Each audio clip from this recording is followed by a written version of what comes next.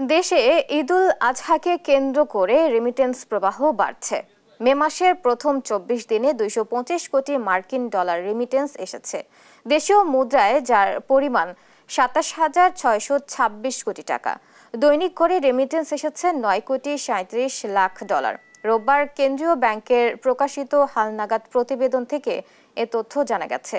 রেমিটেন্সের তথ্য অনুযায়ী চলতি মে মাসের প্রথম ২৪ দিনে দেশে যে পরিমাণ রেমিটেন্স এসেছে, এর মধ্যে রাষ্ট্রায়ত্ত ব্যাংকগুলোর মাধ্যমে ৬৬ কোটি ৫২ লাখ ৬০ হাজার ডলার, বিশেষায়িত একটি ব্যাংকের মাধ্যমে ২০ কোটি ৫০ লাখ ডলার, বেসরকারি ব্যাংকগুলোর মাধ্যমে ১৩৭ কোটি ১৬ লাখ ৮০ হাজার ডলার এবং বিদেশি ব্যাংকগুলোর মাধ্যমে ৪১ লাখ ৩০ হাজার মার্কিন ডলার রেমিটেন্স এসেছে।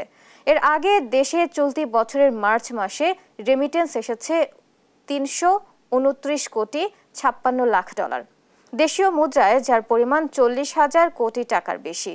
একক মাসে দেশে এত বেশি পরিমাণ রেমিটেন্স আগে কখনো আসেনি।